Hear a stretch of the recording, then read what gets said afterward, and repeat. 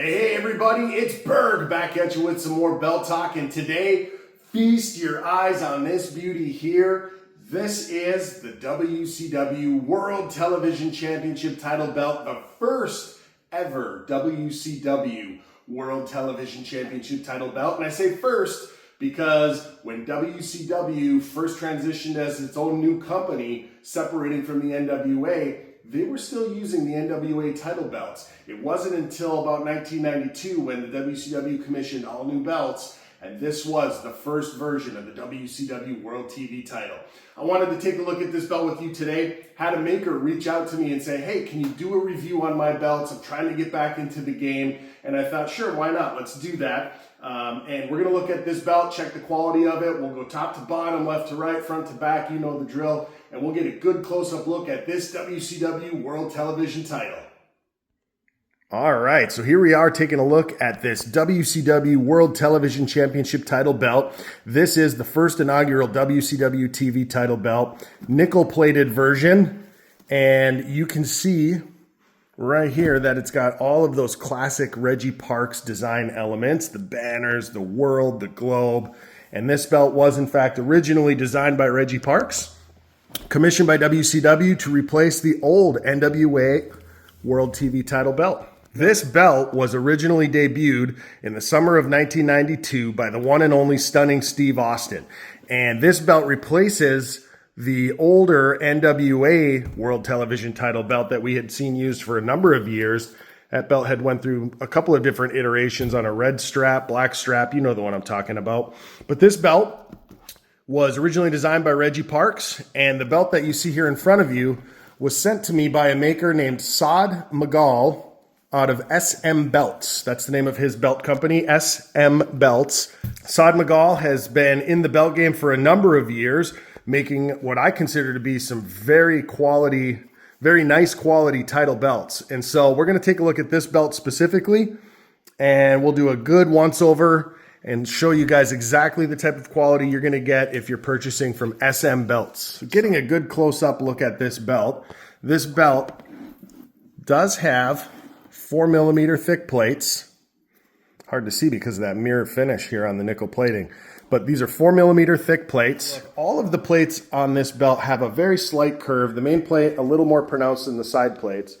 But you can see there's a nice curve to this belt. Plates are 4mm thick plates.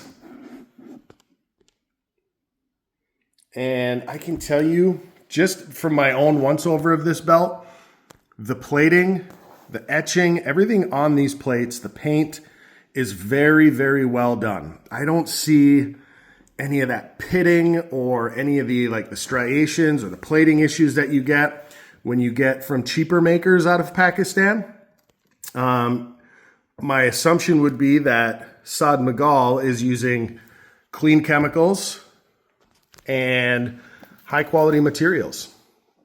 At least that's the impression I get by looking at his work. So you can see this belt comes with the logo plate. No belt tip on this one because the original version that was debuted by stunning Steve Austin did not have a belt tip. I believe the belt tip was added when this belt went to a gold version. That Arn Anderson, Johnny B. Bad, I think Mr. Wonderful all carried the gold version. Belt tip was added then, but this version, the silver nickel plated, no belt tip. But again, look how clean the etching is, and deep too. Very nice job on the etching. The paint job on this belt, also very clean. I don't see any areas where there's excess paint bubbled up. The letters are all clean. No paint kind of stretched over any of the letters. You can see on the globe, all of the latitude and longitude lines are clean. Just a very nice job. Somebody took their time, worked with care, takes pride in their work, and the end result is a beautiful belt. Getting a look at the side plates, again, in this circle here on the side plate is where I would expect to see some of that pitting or kind of the imperfections that come with makers out of Pakistan who are not using clean acid. They're not using high quality materials. You don't see that on this belt. This belt is very well done. Again, the side plates over on this side, very clean, very nice etching. You can see we've got paint in the sidebars here. And again, you don't see any overflow or any kind of messy paint work, even in these skinny fine lines. A lot of care was taken in the design and manufacture of this belt. Working our way over to the logo plate here, nicely beveled into the leather. And look at this, the buttons even, the snaps. Again, one of the faults that I see with makers in Pakistan is that the face of these snaps are corroded, scratched, tarnished. And you can see here, like mirror finish. These are great. So I'm really impressed with this television title made by Saad Magal, SM Belts. I had one other belt from this maker before, and actually I had never heard of him up until that point. I reached out into the belt groups because I saw this maker's stamp, SM Leather, and I didn't know who that was. And I got some feedback in the belt groups telling me that this maker was no longer active, had some issues, maybe got behind on work. There wasn't a lot of good things to say about him at the time I reached out. So I contacted the maker himself and said, hey, I've got a United States, NWA United States title made by you. Are you still making belts, or what's your story? And he told me that he's been out of the game for a little while. He had some conflict with his middlemen here in the States, and whatever that conflict or that issue was, they disparaged his name, they disparaged his work, and he kind of lost out on a lot of sales and has been hurting. I'm telling you right now, if anybody's going to disparage the quality of his work, they're lying to you. Because this is a really well-made belt, and I've had one other belt from him, like I said, the NWA United States title, and that belt was a really, really nice belt. Whatever his other issues were, I can't speak to that because I don't have any dealings with him. I never purchased a belt from him. The belt that I had from him before was a secondhand purchase, and so I don't know about any of the other issues. But I can tell you about my experience with this title.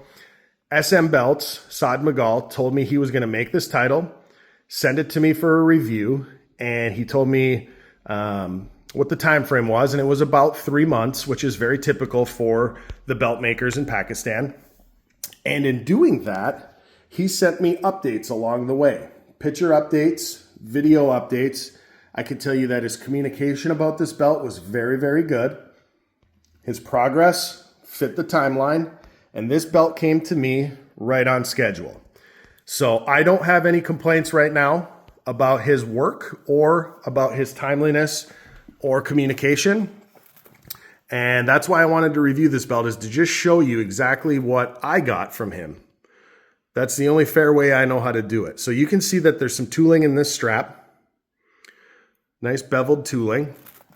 And then we've got the traditional clamshell tooling that follows the length of the belt around the plates. And the leather itself is a very nice leather.